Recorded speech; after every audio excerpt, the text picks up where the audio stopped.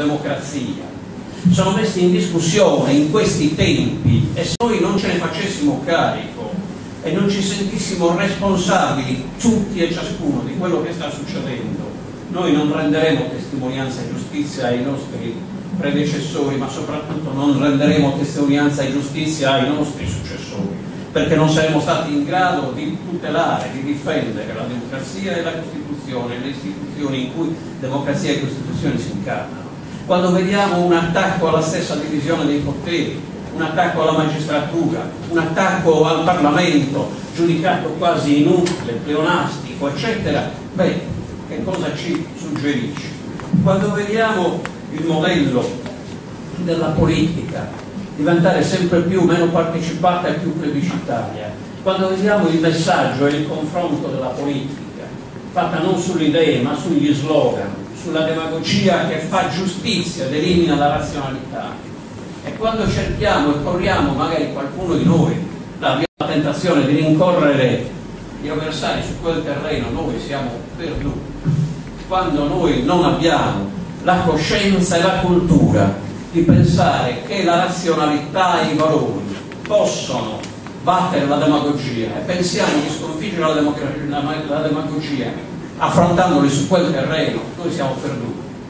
Ecco, la crisi delle istituzioni, la crisi della democrazia, la crisi della Costituzione è una crisi di questa natura. Ci confrontiamo con queste cose, siamo in grado di confrontarci con queste cose, abbiamo il coraggio di aprire i nostri movimenti, e moltiplicare le iniziative di questo genere.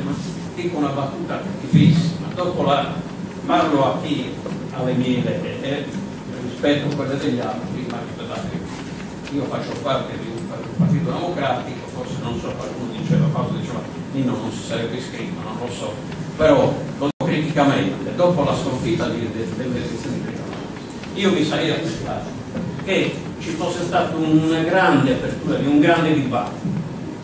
Quando si passò dalla democrazia cristiana al Partito Popolare, ci fu un grande congresso in cui si coinvolse in quel congresso non solo gli addetti ai lavori del partito, degli enti locali, ma si coinvolse il mondo cattolico, imprese, sindacati, università.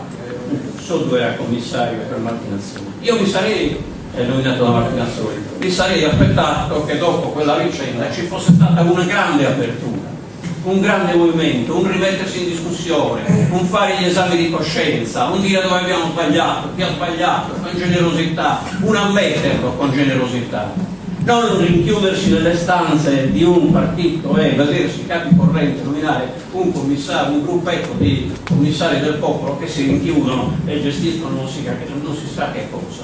Così non si affronta la crisi della politica, così si esaspera la crisi della politica. La crisi della politica si affronta ampliando la partecipazione, migliorando la solidarietà, rilanciando la cultura, perché senza queste cose non potremo affrontare la seconda crisi che viviamo, che è la crisi dell'economia, che non è una parola astratta, che è crisi di lavoro, e la crisi di lavoro significa che poi chi è senza lavoro non può avere la pienezza dei diritti di cittadinanza e quindi non può avere la pienezza dei diritti della politica. Affrontare la crisi dell'economia significa avere la possibilità di pensare il futuro, di dire ai giovani che in questa società ci sarà una prospettiva anche per te, di dire che pur partendo da condizioni differenziate lo Stato di diritto dà pari opportunità di crescita, di mobilità, di successo, di acquisizione. Significa dire che la crisi dell'economia, affrontare la crisi dell'economia significa avere la possibilità non solo di moltiplicare, di sviluppare una cultura questuante, andare a Roma a chiedere l'assistenza ma invece sviluppare una cultura dello sviluppo. E Nino in questo, Nino e gli altri che abbiamo citato, era esemplare. Leggere oggi quei passaggi e con quel coraggio, la crisi delle partecipazioni statali, le nuove frontiere dello sviluppo, la crisi dell'agricoltura, significa, e chi ha vissuto, abbiamo vissuto con noi, insomma abbiamo vissuto significa, non è che allora non si sapeva e non si capiva che sarebbe stato anni e processi difficili, ma l'autonomia era la capacità di chiedersi se come classe dirigente si era in grado, saremmo stati in grado di dare una speranza a questa regione, di immaginare un processo di sviluppo a questa regione, affrontare la crisi e ricordare il Nino. Alcune degli interventi sono delle autentiche lezioni. Nino veniva interrotto spesso, lo ricordava Matteo, da destra, qualche volta da sinistra, eccetera.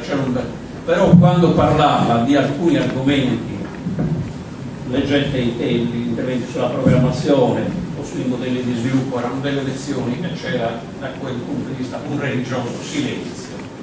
Però anche in quel modo il Consiglio regionale di allora dimostrava di saper polemizzare e ascoltare e ascoltarsi. Siamo in grado, oggi, è in grado, all'inizio degli anni 70 ebbi la fortuna, la regione, il centro di programmazione mi mandò a fare un corso, un anno in Francia, un istituto superiore. Il maestro di allora era il maestro di adesso, era un grande sociologo che si chiama Lendure.